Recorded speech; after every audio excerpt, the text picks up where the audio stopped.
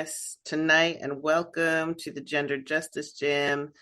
Bienvenidos a todos, y si necesitan interpretación, hay un botón que parece como un pequeño globo o planeta en la parte inferior de la pantalla de Zoom. Hagan clic en él y elige español. So glad to be with you all. I am your host, Aaron Scott. My pronouns are he, him, and I am the staff officer for gender justice for the presiding bishop's office of the Episcopal Church.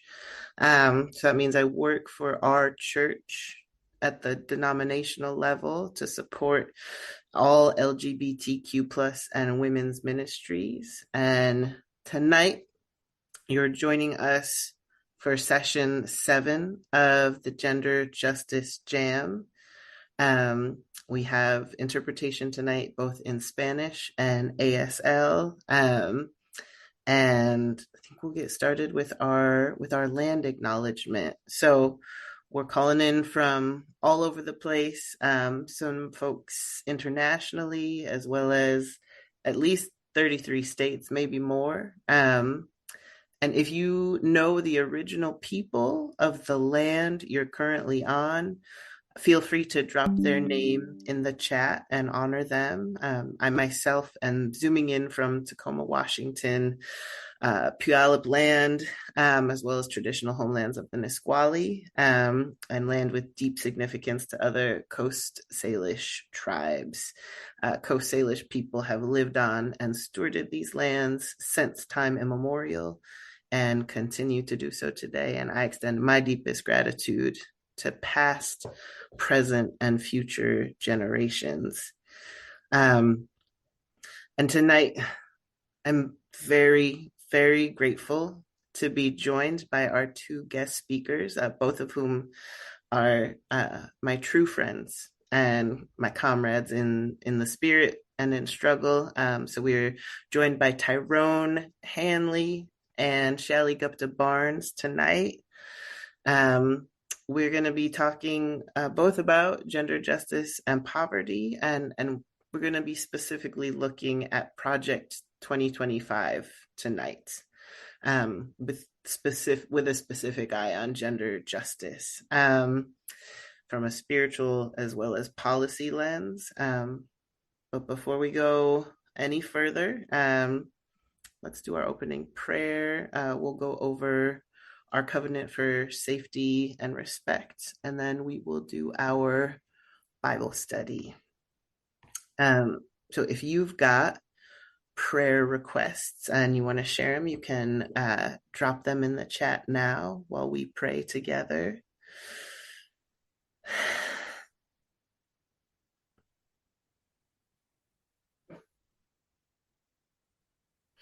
God, you have survived the wreckage and the collapse of every empire in the history of this world. And you are continually born again in the rubble when all earthly hope seems lost. We know that we who are gathered here are still alive, and therefore we know that you are still alive. We know that we have a right to live and to thrive in our full dignity and humanity as bearers of your image. We know that you live and you breathe in us. When the powers and principalities of this world pass laws that seek to deny us our lives and our thriving, we know that they are legislating against God's own heart, God's own incarnate body. And when forces of spiritual wickedness in high places foment violence in the form of rhetoric and vigilantism against the vulnerable and the marginalized, we know that this is idolatry and heresy of the highest order. We know that when oppressed people are subject to violence and death, then you too, God, are subject to violence and death. And so we know that you are wholly present tonight in our fear, in our rage, and in our grief.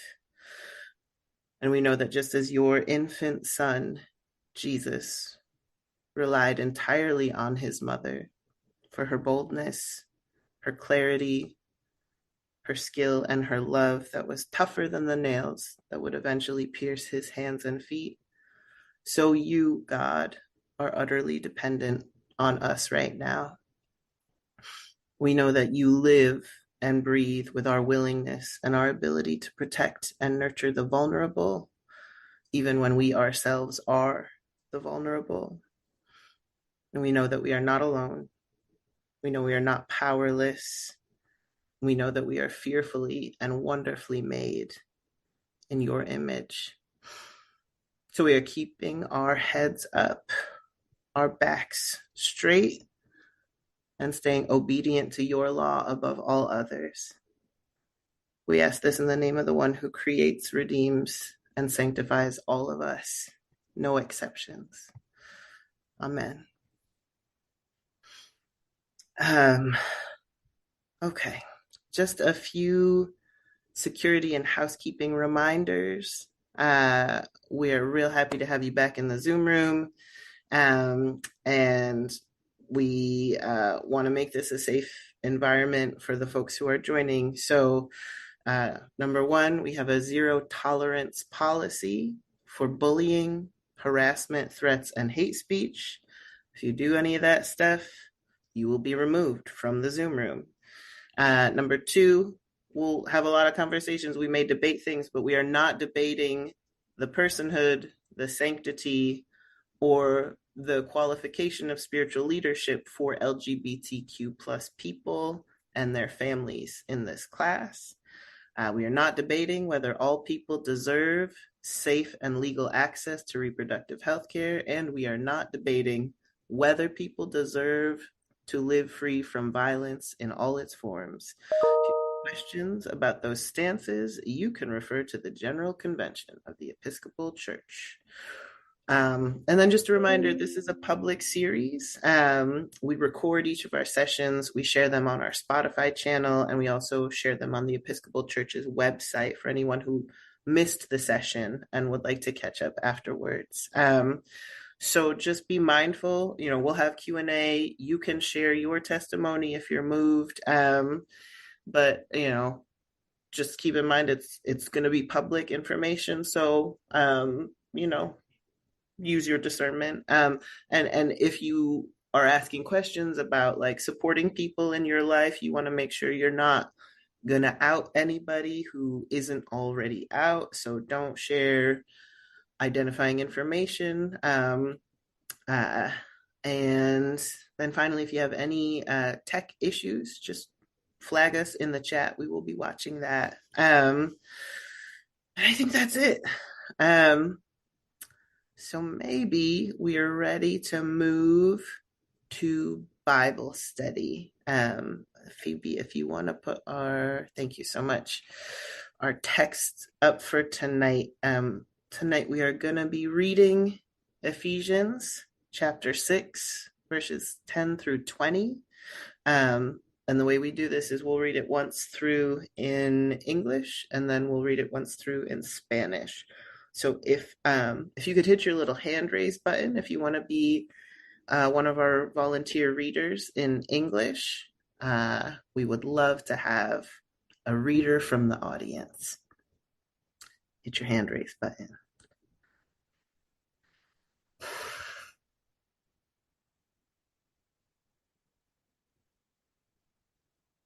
Yes, Kristen.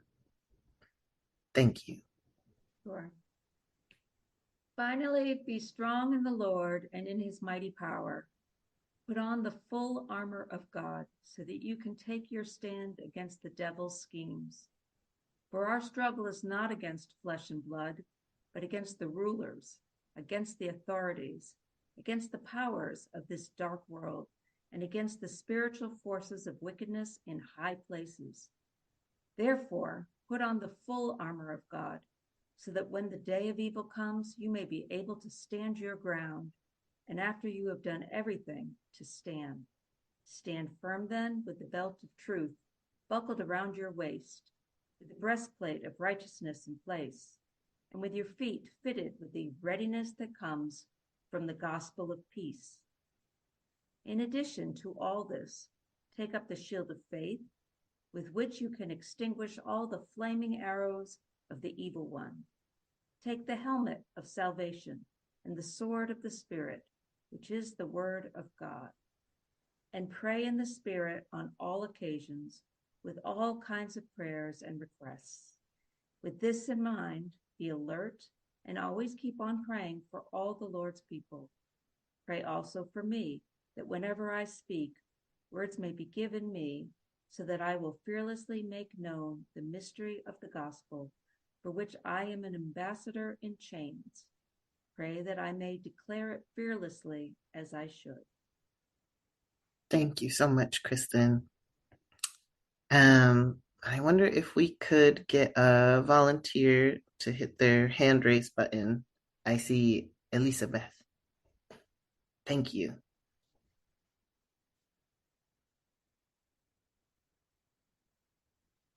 Y ahora, hermanos, busquen su fuerza en el Señor, en su poder irresistible. Protéjanse con toda la armadura que Dios les ha dado, para que puedan estar firmes contra los engaños del diablo, porque no estamos luchando contra poderes humanos, sino contra malignas fuerzas espirituales del cielo, las cuales tienen mando, autoridad y dominio sobre el mundo de tinieblas que nos rodea. Por eso, tomen toda la armadura que Dios les ha dado, para que puedan resistir en el día malo y después de haberse preparado bien, mantenerse firmes. Así que manténganse firmes, revestidos de la verdad y protegidos por la rectitud. Estén siempre listos para salir a anunciar el mensaje de la paz. Sobre todo que su fe sea el escudo que los libre de las flechas encendidas del maligno. Que la salvación sea el casco que proteja su cabeza y que la palabra de Dios sea la espada que les da el Espíritu Santo. No dejen ustedes de orar, rueguen y pidan a Dios siempre, guiados por el Espíritu. Manténgase alerta sin desanimarse y oren por todo el pueblo santo. Oren también por mí, para que Dios me dé las palabras que debo decir y para que pueda hablar con valor y dar así a conocer el designio secreto de Dios, contenido en el Evangelio. Dios me ha enviado como embajador en este mensaje, por el cual estoy preso ahora. Oren para que yo hable de él sin temor alguno. Gracias, Elizabeth. Thank you both so much. So there's a lot of reasons I decided we should read this tonight. But I wanna actually start maybe by looking at this picture that is right next to the text here. Some of you might have seen it before. This is a breastplate. This is not the breastplate of righteousness that is being referred to in this text. This is the breastplate of Caesar. And it's a little bit hard to tell here, but there's a scene on this breastplate that's essentially showing, you know, both some of the like prominent deities in the Roman pantheon of gods and goddesses, but it's particularly symbolizing the Pax Romana, the Roman peace. And if you think that it's strange that quote unquote peace would be portrayed on. Oh, Kathleen's not seeing the shared screen. Is anyone else having trouble seeing the shared screen? No? Okay. It looks like it's up. So maybe it's in your view, Kathleen. So what's up here is an image of the Roman Caesar's breastplate. It's specifically, if you want to look it up, and other people also cannot see the shared screen. Okay. It looks like we're a little bit split here. but maybe let me drop an image in the chat just so that folks who aren't seeing have something to refer to. Let's see if this comes up. Okay. Oh, that's not it. All right. While I'm working on that, I'm going to describe a little bit what the image on this breastplate is. So this is a breastplate. It is a military piece of equipment. It is not a piece of military equipment that is, available to everybody in the Roman army. And as we know, most or similar to the military of today, most people involved in the Roman army are poor. They are conscripts. They are forced into labor, and often without the protection that they need. They're just foot soldiers, and their bodies are used. But what we're seeing here is the military breastplate of Caesar. On the top of it is essentially this figure who is uh, symbolically restoring the Pax Romana. So the Pax Romana is, you probably heard about it in school at some point. It's referred to as this like glorious era of peace and stability across the Roman Empire. What we know is that was actually one of the most violent and oppressive eras in world history up until that point. And so what we're seeing on this breastplate is it's a physical representation of the military might and dominance of the Roman Empire. It's also a theological statement because there's on the full statue here, beyond just the breastplate, there are several points that are setting up people to see Caesar as God. Sharing all that next to this text because it's important to keep in mind when you're reading this text. I think like a lot of times when we read scripture, we're like, oh, that sounds cool. Put on my helmet of salvation and my sword of the spirit, which means I will just carry my Bible with me everywhere. And then I have done everything that I need to do to be a good Christian. And you, by all means, carry your Bible everywhere. No argument with that from me. But this is a pretty explicit counter stance to the value system of Rome. It's definitely echoes the theology of Jesus, where you have a kingdom, of God, an empire of God, versus the empire of this world. And so I wanted to share that tonight because we are in a struggle. And our struggle is not against flesh and blood. It is not against other struggling, oppressed people. We're in a struggle against rulers and authorities. And I just wanted to give people space for the next 10 minutes or so to share maybe a little bit about how you're feeling right now. It can be about this text, but it doesn't have to be. Just what's on your heart. What are your questions? What are you feeling scared of? I think it would just be good for us to hear each other and be together for a little while. So that's the only prompt I have. And I would love to hear from folks about what's on your heart. Janice says, I'm interested in hearing more about different views on this text because in my fundamentalist upbringing, the messaging was not good and was sometimes traumatic as a kid, for sure. Thinking that Satan was lurking around the corner to attack me if I didn't put on this imaginary armor. You are not alone. You are not alone. Meredith says so. Yeah.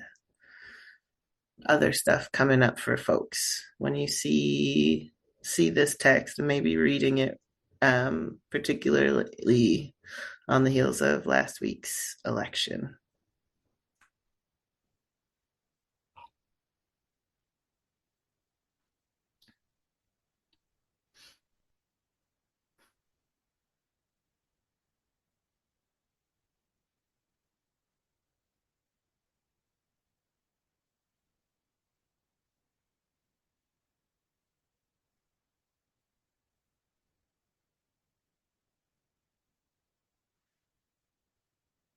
I see Elizabeth. And if you want to hear Elizabeth's question translated into English, go down to the little button that says more at the bottom of your screen and hit interpretation and select English to hear this question translated. Thank you, Elizabeth. Gracias. Más que una pregunta, pienso que por los estilos de crianza, las personas se colocan una armadura para evitar ser dañados y se necesita que todos seamos esa espada del Espíritu Santo para romper esa armadura y brindarles las herramientas necesarias para que ellos eh, puedan vivir plenamente, porque realmente Dios nos creó a todos para disfrutar ese regalo que Él nos da, que es la vida. Y muchos se pierden de la oportunidad de disfrutarla el día a día por el que dirán, por el que dirá la sociedad, porque sus hijos son rechazados, sus hermanos son rechazados, su vecino es rechazado, en fin, la gente es rechazada por el prejuicio y no permiten que los demás disfruten. Y muchas veces, en mi experiencia personal, he visto que cuando las personas se abren, brindan una amistad tan sincera que nosotros valoramos esos amigos y amigas que se presentan a lo largo de nuestra vida. Y es importante que nosotros seamos realmente esa armadura que los proteja también, esa armadura que diga, basta con ese flagelo, porque es un flagelo el lastimar a alguien. Seamos todos unidos esa armadura de protección, pero también esa espada que los libere. Gracias.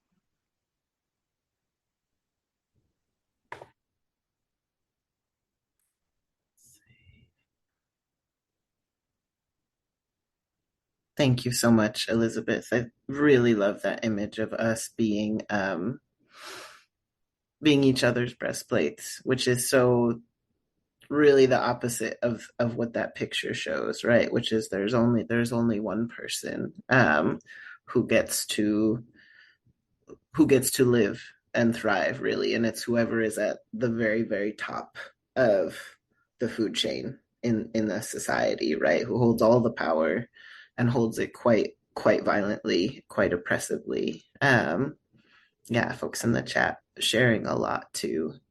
See, no matter who loses an election, that party can point to this text, misusing it to wrongly justify violence. Other folks saying, my family is ethnically and racially diverse. My grandchildren are all shades of brown. 2 of them are transgender. I am afraid for them.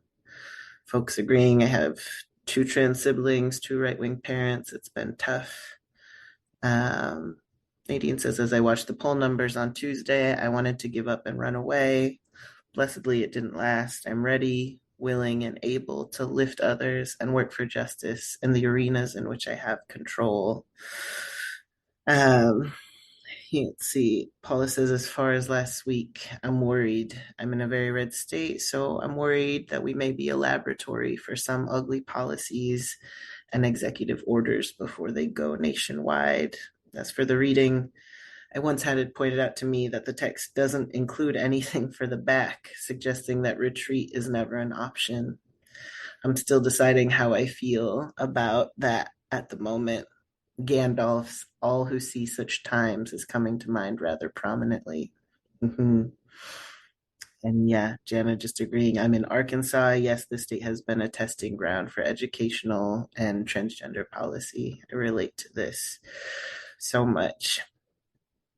Any other folks? Meredith, great. Oh, where'd you go? There I Yeah. am. I grew up in an evangelical fundamentalist church, and I remember literally putting on skits where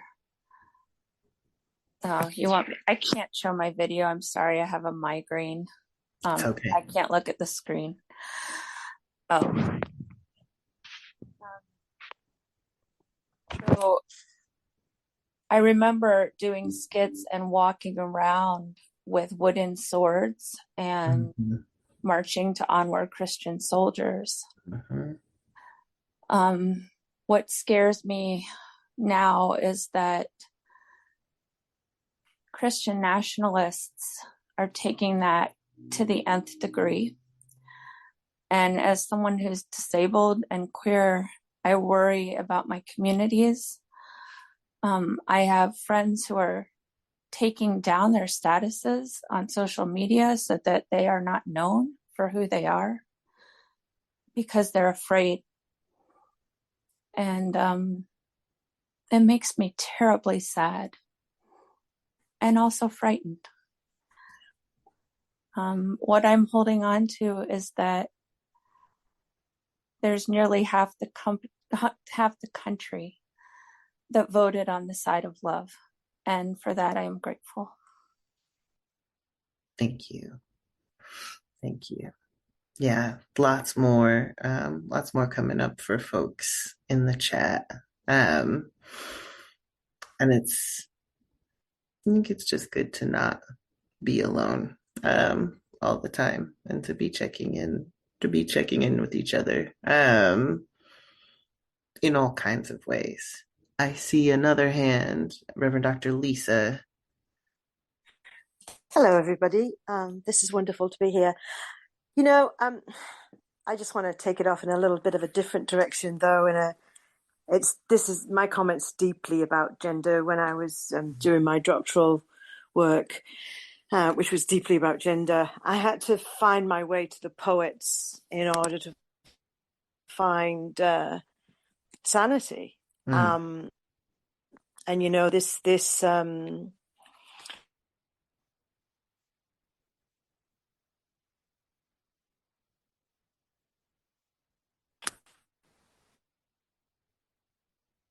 Oh, did we lose you, Reverend Lisa?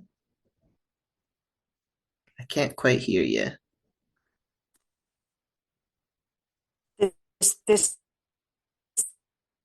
You're pretty choppy.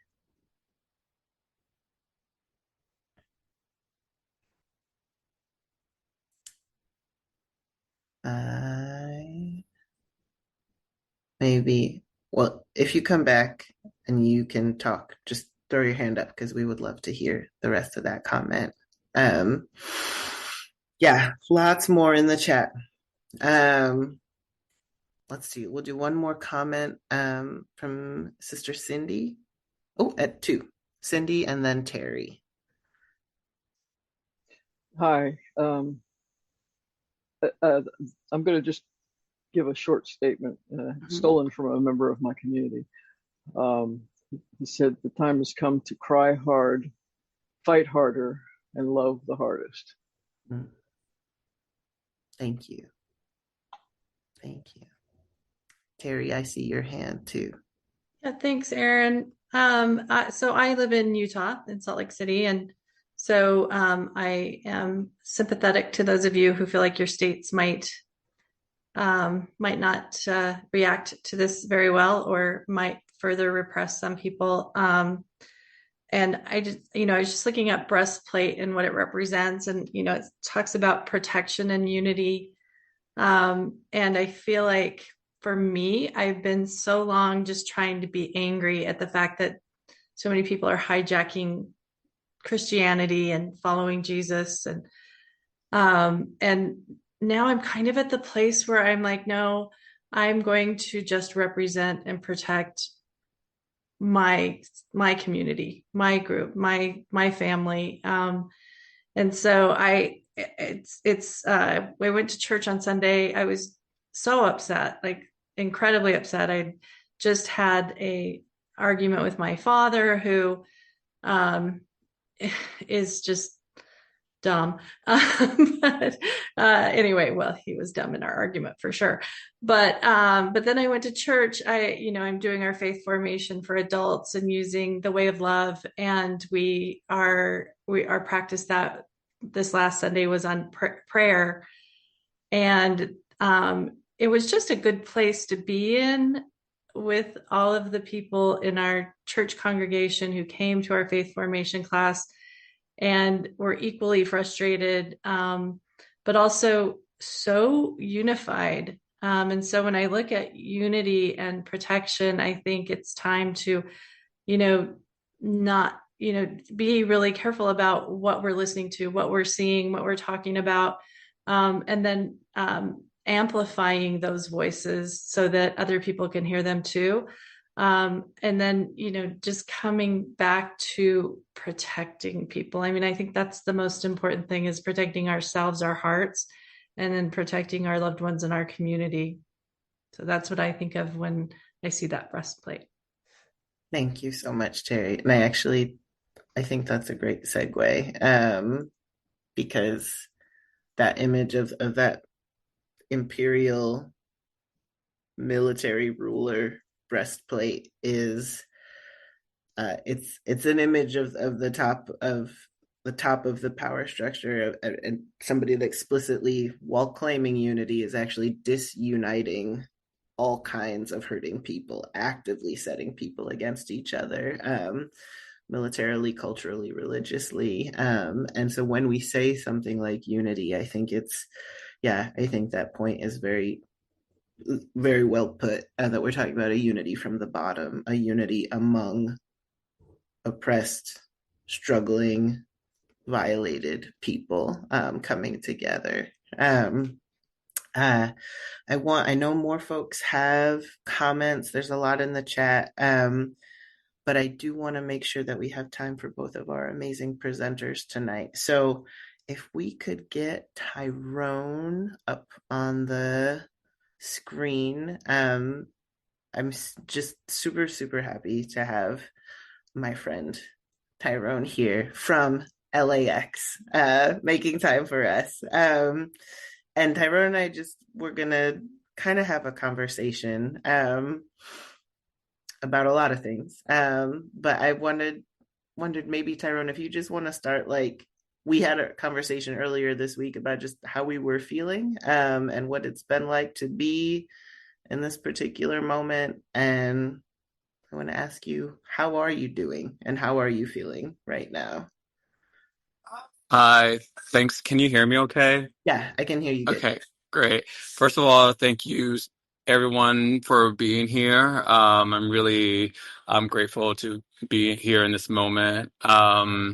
How I'm feeling today, I'm actually feeling pretty good. I've very intentionally been very focused on not looking at the news and being on social media and really just checking in with myself, and really spending time ensuring that I can really be engaged in intimacy, like with myself and with people in my life, and also just connecting with people who I know make me feel grounded, and also really prioritizing spirituality in terms of having conversations with you and some other friends who are spiritually minded. And I think that's really helped me a lot. And I think because I just got off a flight, and the thing that I've been thinking a lot about is like the whole the safety message, they put your mask on first. I think that me as a man, I think that like I have like this first reaction, like to want to act and do something, but I was like, no, I need to get myself together first. And so that's been my priority, because I know that it will set the tone for moving forward. And so I feel pretty good right now. And I feel like while, I do have anxiety isn't present, I realize that it's not real, but I don't feel afraid. Like, that's not like my driving force. I feel very empowered, and I feel I chose to be in this moment. I chose to live this life in this moment. And so there's a reason why I'm here. I'm not going to back down for anybody. I am standing in my own power.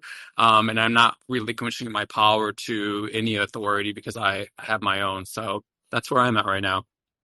That's awesome. Thank you. Yeah, I like that you said that about authority because we had talked quite a bit about, you know, what how does people's understanding of authority play such a huge role in what got us to this particular moment, like how we understand authority politically, how we understand authority religiously, how we understand authority in terms of gender, in terms of sexuality, how all those things within our families, right? Like how we're um, uh, uh, kind of programmed before we even know what's happening to just interpret the world and what is possible. And I wonder, we're going to be talking about like really kind of combing through some of the pieces of Project 2025 in a little bit with Shailly here.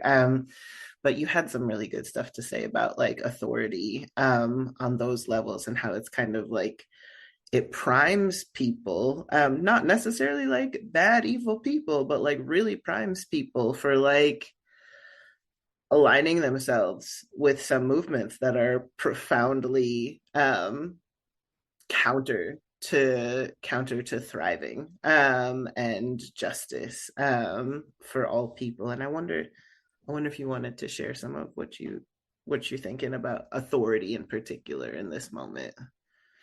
Sure. So I think a lot about authority. I don't like authority. I have very authority issues. I do not like to follow people's rules. And I'm really into astrology, and I've been looking at my chart. And I was like, wow, I really do want control of my life. And I think that I was very blessed. So I was raised by a lesbian mother. She came out when I was pretty young in my age, when I was young. And at that point, my father is effectively out of our lives. And I think that was his own set of traumas that I'm still healing from, but in a very much better place. And I was just very fortunate. My mom raised us. While she definitely, had her expectations, she actually gave us a lot of liberty to like live our lives. Like I would not even always report to her where I was. And this is like in the 80s and 90s. And so my mom didn't know technically, but she just trusted us that we were doing what was right. But I do think that a lot of us, our relationship with authority, to what you're saying, Aaron, begins at home, like how we're taught to relate to authority.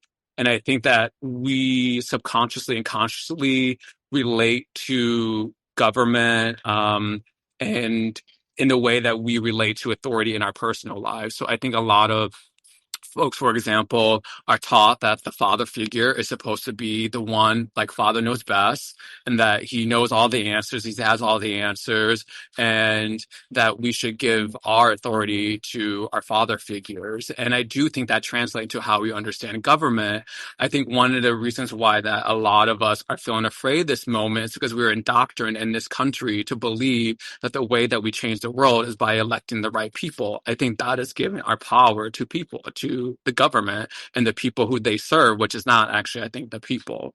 And I think that for me, one reason why I don't feel as afraid, I think, as I would if I didn't have this like perspective, is that I believe that we are the change. If our community has a need, we can create the space to address that need with or without the politicians. Because at the end of the day, I don't think they have our interests at heart. And so I think for me, I feel very empowered. So this moment right now for me is I think community is going to be so important. I think that you all being here, that I think you all already understand that. And so I think for me, I think it's really about not seeing any government as being our savior. I think that we are the ones who are meant to rise up to this occasion. And I think the more that we step into our own individual power, I think the more that we'll feel less afraid. And especially if we are in community with other people who we know who are kind of aligned with us and like build from there. I think that to me, what I'm also really trying to not allow myself to give in is this binary thinking that like every Trump supporter is out to get me. I mean, countless supporters. I mean, sorry. Trump supporters are told that all Kamala supporters are out to get them. It's not so like I think it goes both ways, and so I really do think there are so many opportunities in this moment to break free from these like ways of thinking, and I really do think it starts with this very hierarchical understanding, top down approach, and I really do think it's really going to be a bottom up, and it's really going to start like with how we relate to not only ourselves and our relationship with our intimacy that we have with ourselves, but also with those that we're in community with. Yeah, I think that is really valuable. To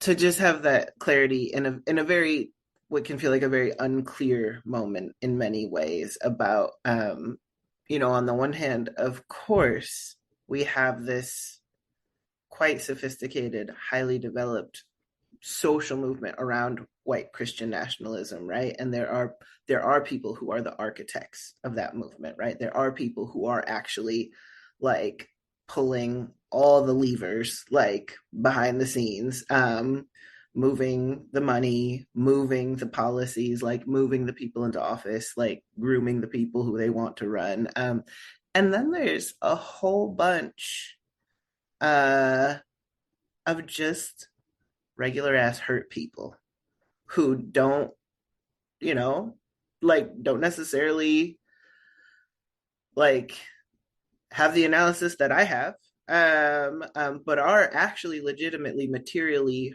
hurting, and there's something in their pain that was preyed upon in this moment. It was preyed upon and weaponized against other suffering people. And when I think about that, I actually think that the role of the church as a spiritual space, a spiritual community space, is profoundly important.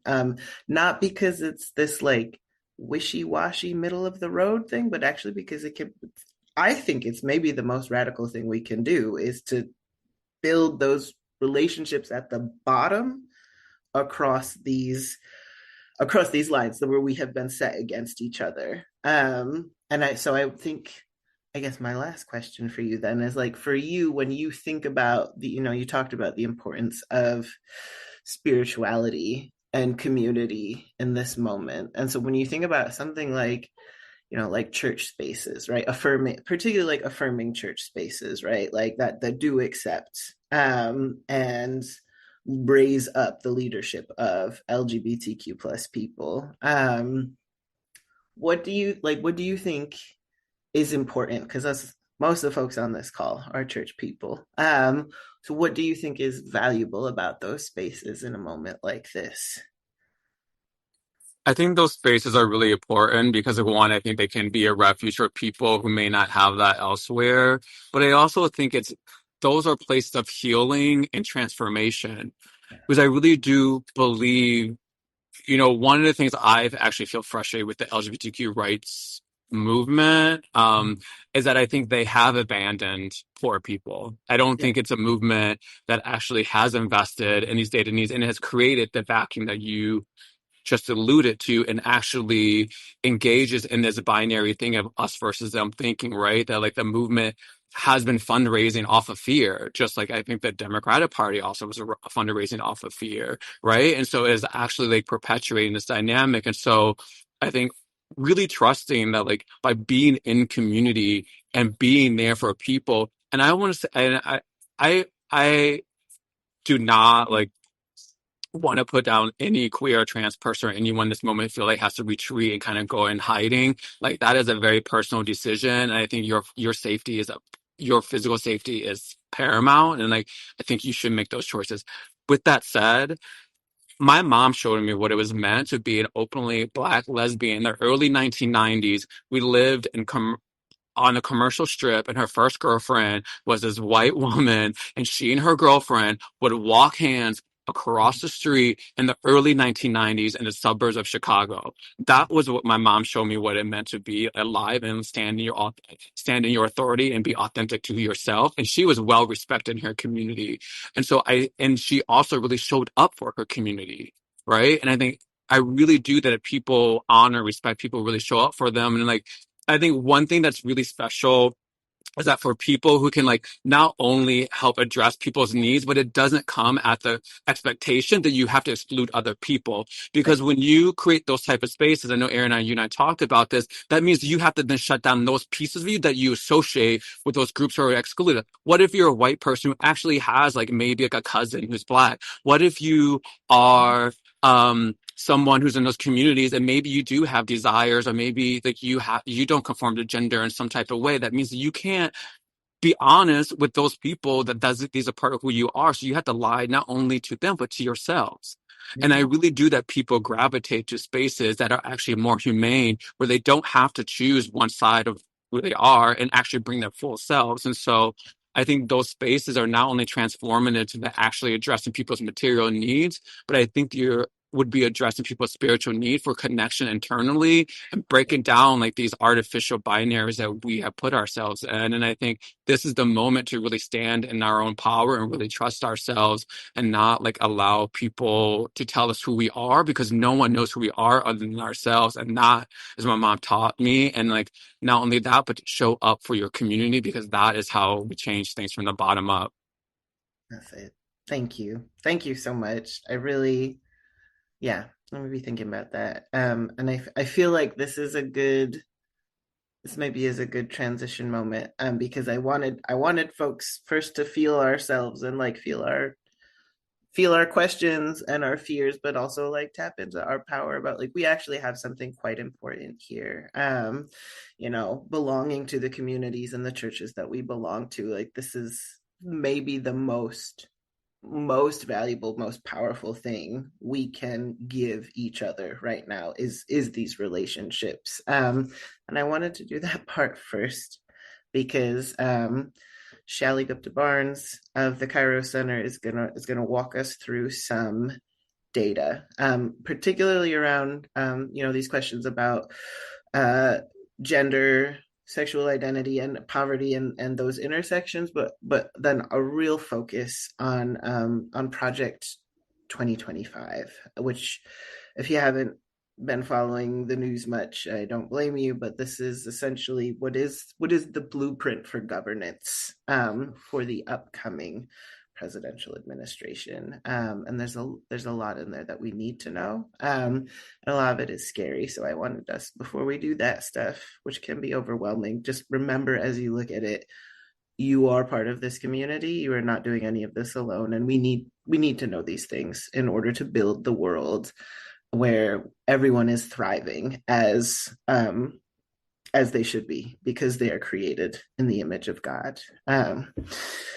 Thank you, Shailly, for being here. It's all you. You want us to put your slides up? I don't need them yet. Okay. I'll let you know. So Okay. yeah, thank you, Aaron and everybody for building this community. It is just I don't think we can kind of underestimate how important it is right now, given as others have been saying, the influence of white Christian nationalism and its influence on this next administration. So I just wanted to quickly introduce myself. I do policy and research work with the Kairos Center and the Poor People's Campaign, and I've been part of this network for nearly 20 years.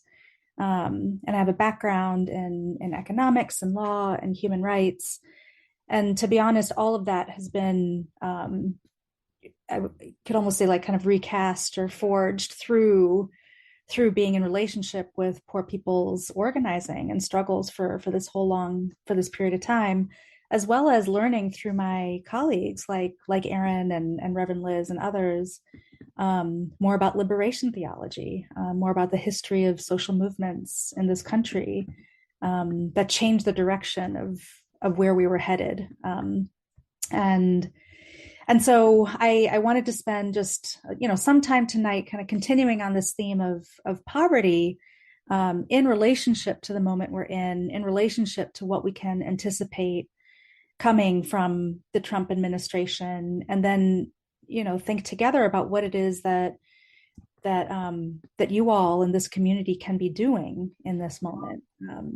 And so it's just, this is one conversation of many that, you're all having, but I'm, honored to be here and to join you all for this. So with that, I think we can start the slides yeah. So I think we can actually just start with slide 3. That can come up. Yeah. Yeah. So I just wanted to start by actually just talking about what poverty and economic insecurity in this country looks like. I do have numbers on LGBTQ and trans and gender, transgender poverty as well. But those numbers are really difficult to come by for many reasons. And partially it's because poverty itself, the way we measure it and talk about it, it minimizes the problem. And so what we've done in the course of trying to really understand the extent of economic insecurity and poverty in the United States is we've expanded the definition of who is poor. So how the poverty line is usually, it's actually very low if people are familiar with it. It's about, $15,000 for an individual, or for a whole year, $15,000. So if you're earning, $16,000, you're not considered to be poor, which is really ridiculous and cruel. In fact, it cuts a lot of people out of really important programs that we need. And then for a family of 4, it's about $30,000. Again, if you have earning $32,000 and you have 2 kids and 2 adults in that household, you're not considered poor. So we've taken that definition and basically expanded it. We've doubled it.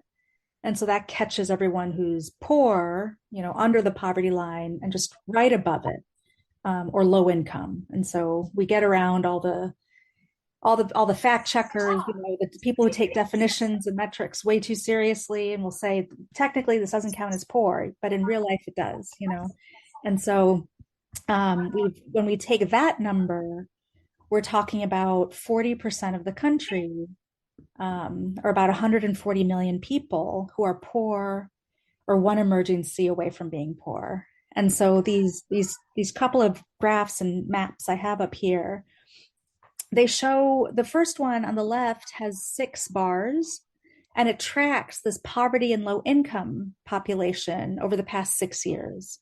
So 2018 to 2023. And these are the most updated numbers you can get from the census.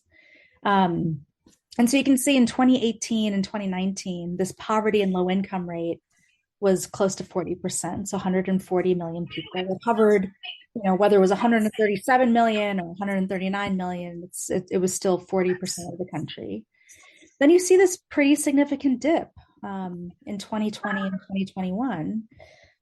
And what happened in those years was a whole set of programs, right? That in the midst of a profound crisis, there were stimulus checks and, unemployment insurance was expanded. And, there's a bit more access to healthcare, and food programs were expanded. And there were these monthly checks that went out, and you wouldn't get evicted, if you couldn't pay rent. And so all of these programs contributed to a decline, like a visible decline in this chart that translates into 20 million people. And millions of children among them, right? So those 20 million people were more economically secure than they had been in a very, very long time. And instead of continuing those programs, what happened was they were ended dramatically. No more anything. We have a little bit of water. And so this decline that you see here, this happened across race, it happened across age, it happened across sex, only male, female, that's all the census gives us, unfortunately. But you see this decline, and then you see this return, this dramatic return up to now it's actually over 40%, it's 41%. And, why is that? Because all those programs were ended. And of course, within these numbers, so the map to the left, the map that's on the right is all in different shades of, some darker red, some lighter red. And it's from 2019, but I think so it's a little bit outdated, but you see the numbers are pretty similar. So, the shading might be a little different from here to there, but what it shows is, according to this definition, the 140 million poor and low-income people who live in this country literally live in just about every county, state, and region of the country. There is no part of the country that is not affected by, some degree of real poverty and misery. And I think the next slide I think I have the breakdown by race in the next slide. I hope I do. Yes. Okay. And of course, this is, there are racial inequities and a disproportionate population of people who are Black, Latino, and Indigenous are, fall among this 140 million, as well as, the LGBTQ folks are very overrepresented among this population as well. And so you can see close to 60% or more than 60% of Black, non-Latino people, Native and Indigenous people, and Latino people are among the 140 million. And it's about a third of all white people, almost, more than 30, it's about 38% of Asian people, just dramatic percentages within this population. And when we look at it all together numerically, just, considering the demographics of the country, that breaks down into about, of those 140 million people, a little bit over half are people of color, and then 66 million are white.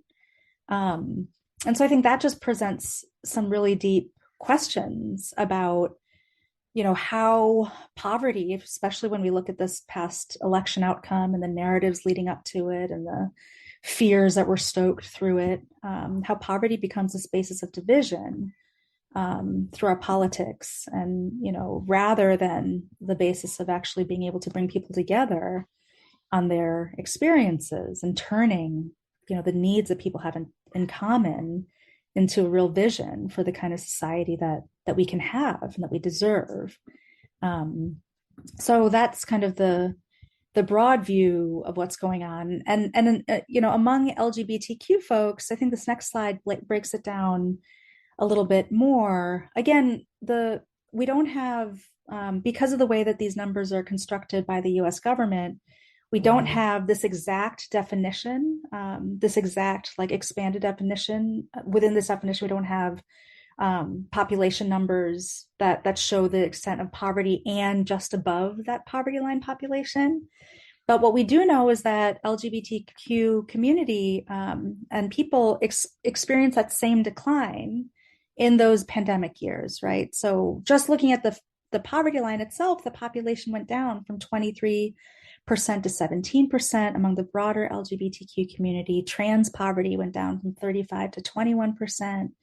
And LGBT households with children, probably in large part because of the child tax credit, alongside these other programs, their poverty went down significantly, 10 points. Now, again, remember, they experience the same dips. You can imagine they also experience the same return, right? The same spike back up. And, today, what some of the numbers would say that, the poverty rates, the poverty and low income rates could be as much as 2 or even 3 times as high as just these kind of poverty line rates. And so we really have to keep that in mind. And other ways to kind of measure what that insecurity looks like is about how more than a quarter of LGBT adults are enrolled in SNAP.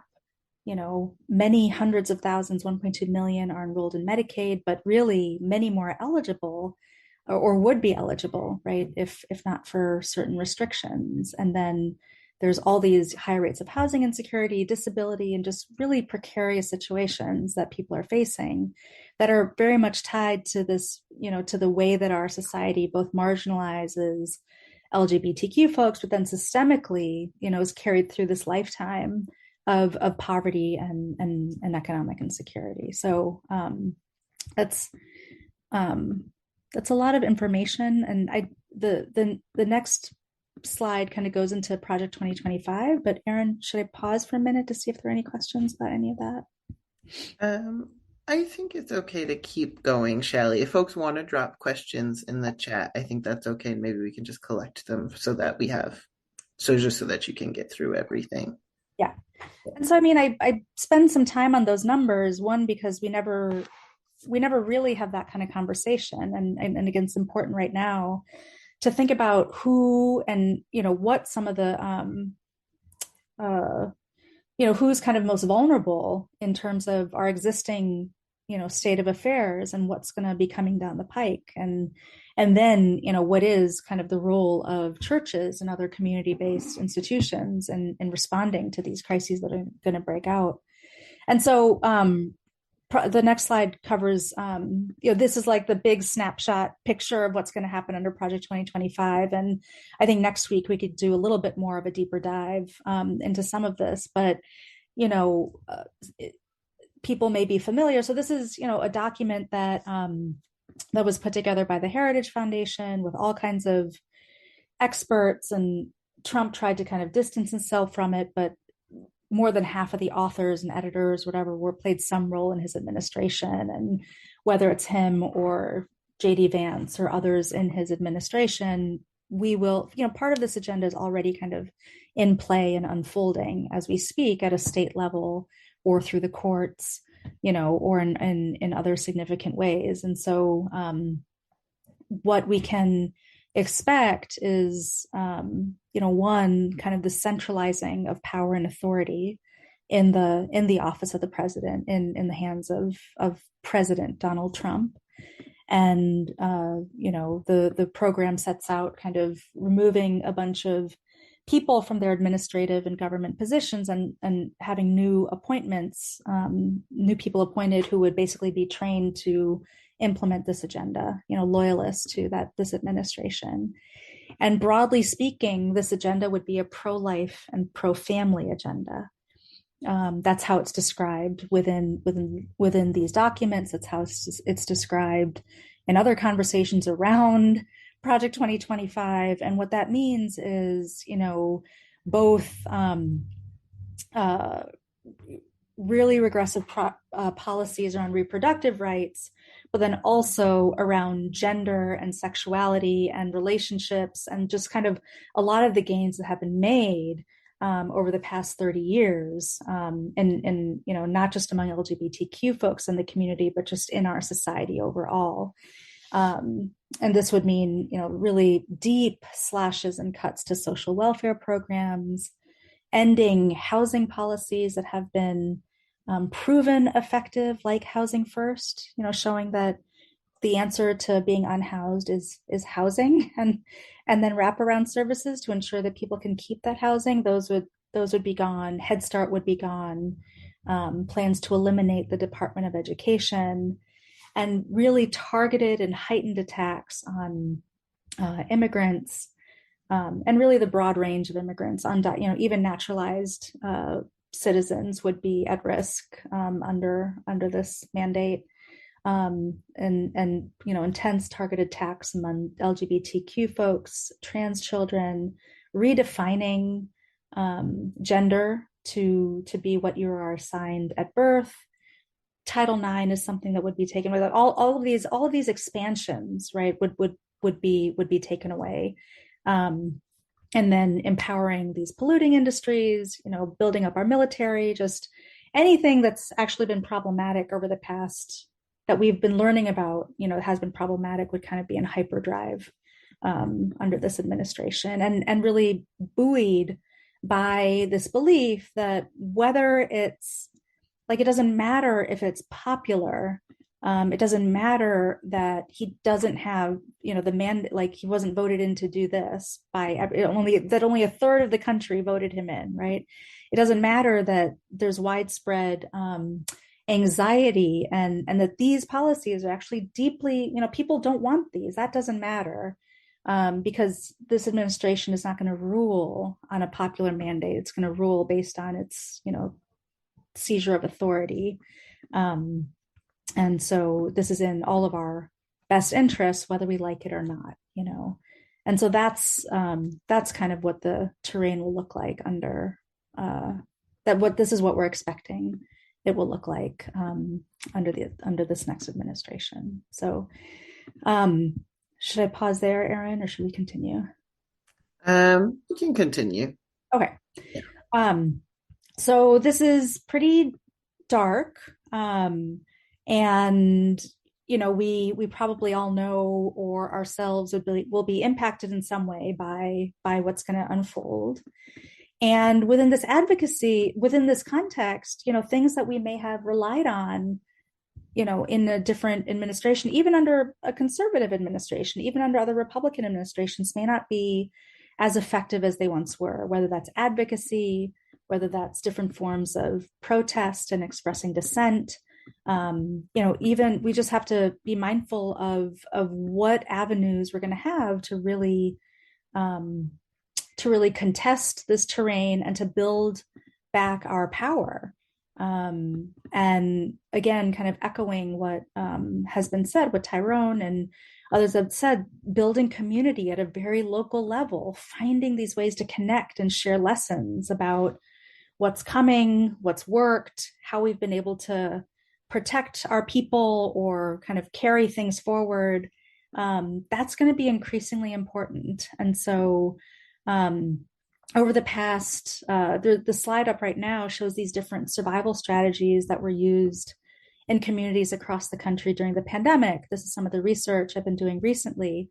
And there were all these ways, right, of meeting concrete material needs that people do all the time, that churches do all the time, right? And you're really good at this, and all these material needs, but then also some spaces became more than meeting material needs, right? And so this next slide, I just wanted to share a couple of experiences from this research where these are two. So the People's Church is a United Methodist church in East Harlem. And on the left over here, we have Reverend Dorlamar. And the People's Church is one of 5 Methodist churches that decided to operate as one church with 5 sites during that crisis. And so, as she explained, because they were only preaching once every 5 weeks, their leadership was freed up to do all kinds of community-based work. And her church became one of the largest emergency food pantries in Harlem. And they broke through these institutional limitations on how church is done. And how she describes it, every day in their work, they're living out the parables, right? It just gave, it brought new life into the church, but also new meaning into what they had been learning and studying and reciting and believing in for so long. And so, and then Bethel Neighborhood Center is connected to the American Baptist Church in Kansas City, and they stayed open throughout the whole pandemic. They're connected to immigrant communities, and they kept all their programs open. And just the intense amount of need that they were meeting, they were able to kind of, so some of that still continues today. And they've been able to translate that into building a whole bunch of new relationships across the community. So there's a way that these churches became, really strong centers of networks of activity, whose impact just kind of exploded far beyond their immediate context. And I think there's some good lessons in that for whatever this moment is going to bring us moving forward. And I wanted to bring one other example from an historical example of how, sometimes the hard part around some of this providing for material needs stuff is we know we have to do that, but then that alone doesn't make a political movement, right? That alone isn't what we're confronting in this white Christian nationalist sweep into political power. There's been some kind of translation of meeting those needs and providing that community into a political orientation. And so sometimes that's where it gets harder to move from, turning these networks of care and meeting, the daily needs of people into demands of a society, into networks of resistance that are anchored in real power. And one of the best examples I think we have of that, again, where churches were critical, was was the Underground Railroad, right? And I think we can skip this one. This is a beautiful little community in Nelsonville, Ohio. But this is, I mean, people, may be familiar with the Underground Railroad, but, these paths to freedom, these big arrows in the map on the left, they show the big trends of people fleeing, escaping, running away from slavery towards freedom. But what it looked like, the map on the right is what it looked like in Ohio, right? All these little counties, maybe some of them are connected to the other, and you hope they are. So people got from point B to point C, but maybe they didn't know what point A was, and they may not have known what point Z was. But all these points along the way were small, incredibly important bases of hospitality, of care, and political resistance that maybe didn't even understand themselves like that right away, but that's what they became. And I think it's a really powerful example for us to think about and consider and to learn from as we head into this next phase, and not even just through the Trump years ahead of us, but for the long haul. This is the decline that we've experienced in our democracy and in our society more broadly didn't happen over the past couple of years. It's been building for a long time. So we need to be prepared to build for a long time as well, to build this community for a long time as well. And this is, it's not easy or straightforward. There are a lot of, challenges that all institutions face, including churches, in building this kinds of things. But I do think that once, this is our task, and once we start doing this, once we start building these communities and meeting these needs and politicizing our resistance, we'll learn how to do it better. So that's what I have for this evening, Erin. Yeah, thanks so much. That's awesome. Thank you so much, Shailly. And I really appreciate the way both these presentations are tying in things that I think connections we don't make enough when we're talking about. Usually we'll talk about like any one thing as if it were isolated from the other thing. But we're not just looking forward at a moment where so many people are going to be hurting so much more, but like we're already, like you said, we're already in this moment where so many people, just almost half the country living in poverty right now. And and then talking about that through a lens of gender justice, like it just spikes. Like you said. I remember when we were planning this call, you, me, and TyrONE had this conversation about the intersection of poverty and gender justice, particularly for LGBTQ folks. And TyrONE shared this data that showed like the single, yes, LGBTQ people are impacted more harshly by poverty. And like we know that has all kinds of things to do with like, family rejection, being in communities where there are not like appropriate accessible supports for LGBTQ people in poverty. But TyrONE shared this data that the single largest driver for LGBTQ people being poor is whether they grew up poor. Like that's it. And so we can't actually think about this as somehow separate. We can't think about like the struggles of queer and trans people as separate from poverty, just like we can't think about with this escalating need and the policies we know to expect because they've been advertised to us quite plainly, more people meeting this need, and people who are not politically aligned in any way. They're just struggling. Like that's what we have in common across all these lines of difference. So I super appreciate that. I wonder, we do have a little bit of time for questions, and I would, if folks have questions about any part of this presentation, let's ask them. You can drop them in the chat, or you can hit your little hand raise button, and maybe can we put TyrONE back on spotlight as well if there's room for another spotlight person, and then people can see our faces. So if you have questions for Shailly or TyrONE, you can hit your hand raise button.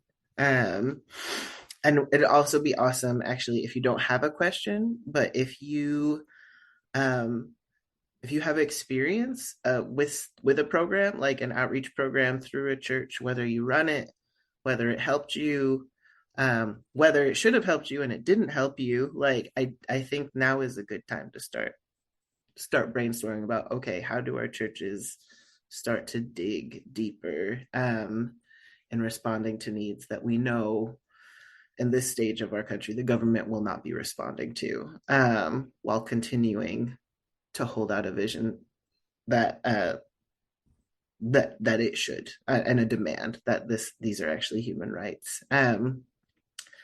So questions and comments, welcome.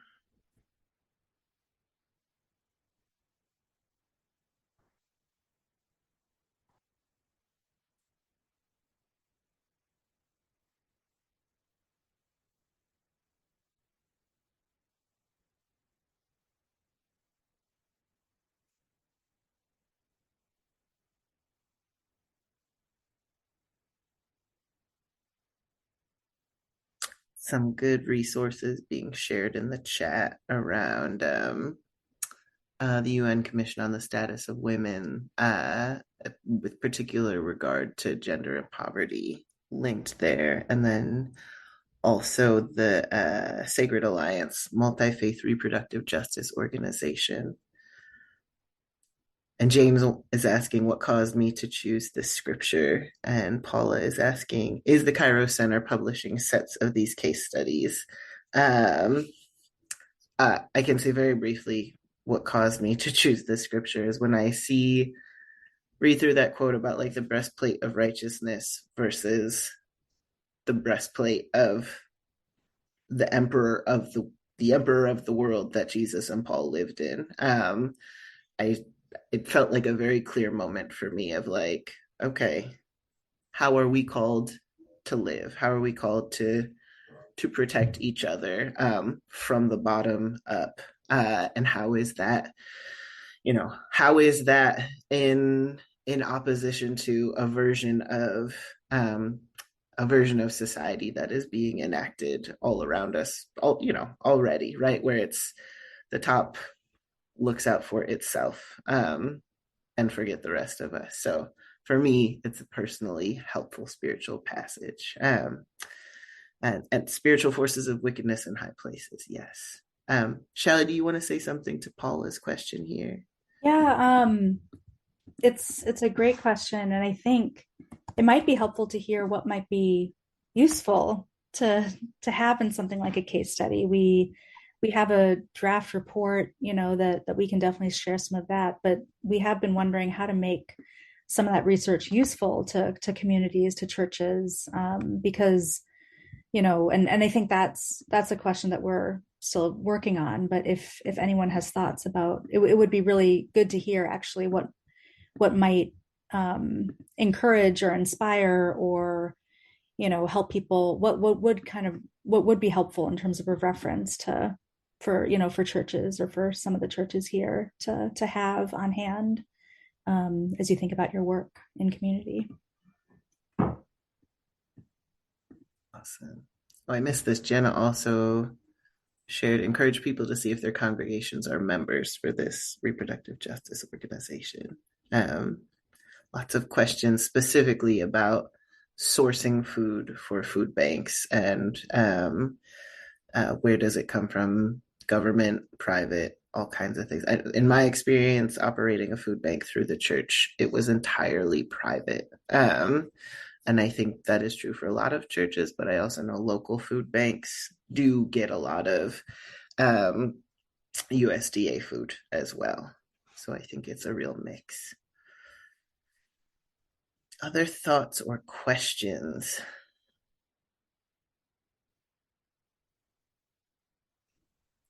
I think at some point we learned, now it's hard to figure out what the numbers, but like between 60 or 70% of food pantries are housed in churches. It's like a massive level of activity that's going on to provide for people. Can I just say something on that point? Yes. because so many queer and trans people have experienced religious-based trauma, when you think about queer and trans people who are poor and the fact that so many these programs are in churches, I think they're, queer and trans people that have to face the reality of maybe going to spaces where they may not feel accepted for who they are and may actually experience some type of abuse or harassment. So I think if you're a part of these programs or you end up a part of these programs, as you get more involved in your communities, I think it'd be really helpful to like work with those programs to explicitly acknowledge that they're inclusive of all people regardless of how they identify. I think that can go a long way, not only for the queer and trans people but also set a tone in your communities. And so in CLR we actually have a program that we campaign that we started a few years ago called We Serve with Love, to actually do that, to work with faith-based organizations so they can make that known to their community. So I think that would be something that could have an impact, and that's something that you're involved with where you are. I love that. And I think that's super. I mean, the way we tend to think about stuff like food banks is like, what's a totally like apolitical space, especially if it's in a church or something like that. But it actually, in many ways, like this, not that this is, political in any kind of partisan way, but in terms of like building a culture, like building like a real clear commitment to like who is here and who belongs here, and is it everybody, like do we actually mean everybody, and therefore like people who are vulnerable, like how do we make it so that that vulnerability is not going to make the space inaccessible to you. We had to do a lot of that at the feeding programs I ran when I was at Chaplains on the Harbor. And it was new for people because people had mostly experienced church-run feeding programs as essentially white Christian nationalist programs. And so it was both like new for LGBTQ folks on the street, but it's also new for people who thought they could get away with some stuff in those spaces, like the way they talk to people. So yeah, that's awesome. Jana says, when you see the bell ringers out this year, instead save your money for organizations that are affirming. Thank you. Folks sharing some really good stuff about the works their congregations are doing, and I love that. From Maureen. Maureen says, our church is affirming, and at least a quarter of the 155,000 meals a year go to those who are LGBTQIA+. Della says, yes, being openly queer or queer friendly and openly living your faith invites others. My brother and his boyfriend attend a Lutheran church in part because of how several congregation members are trans. That's right. That's right.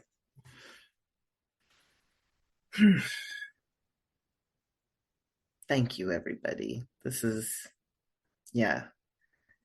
Linda says, in the months ahead, for whatever happens, it would be great if there was a gender justice jam part 2. Noted. And working on it, and we'll keep you updated.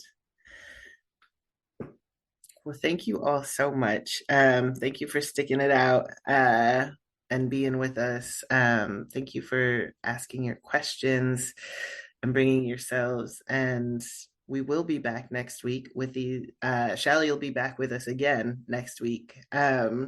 We'll be diving in a little bit more to some of the Project 2025 stuff. And thank you to our interpreters and guests. Yes. And yeah, I wonder if, I think we got Reverend Liz.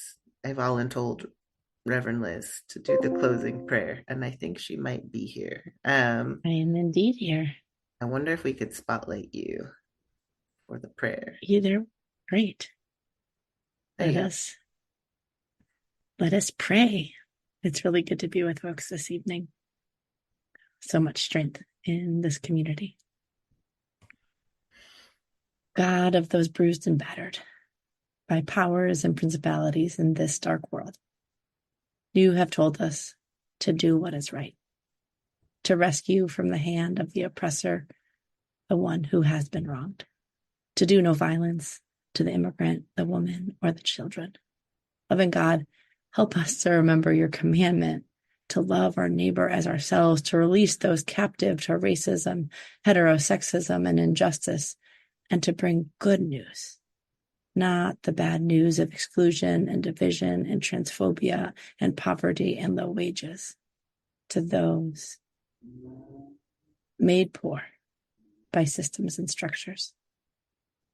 Kaleidoscope God, you teach us that love tramples hate, that truth trounces lies, that community conquers fear, and life overcomes death and despair. You teach us that hope comes not in majesty and might, but in mourning. Thank you for reminding us that you are a God of righteousness. Thank you for teaching us that after we have done what we can just stand. Stand by our siblings. Stand by our neighbors. And stand. And after we stand fast with the buckle of truth and our feet fitted with the readiness that comes with the gospel of peace, Holy God, send us into this broken world to declare everybody in, nobody out. God of justice, remind us that we are powerful and hopeful and loving enough to be those who restore the streets to live in and make the community livable again. This is our prayer. May it be so. Amen. Amen. Thank you all. Thank you all. We will see you next week, same place, same time. Blessings, everybody.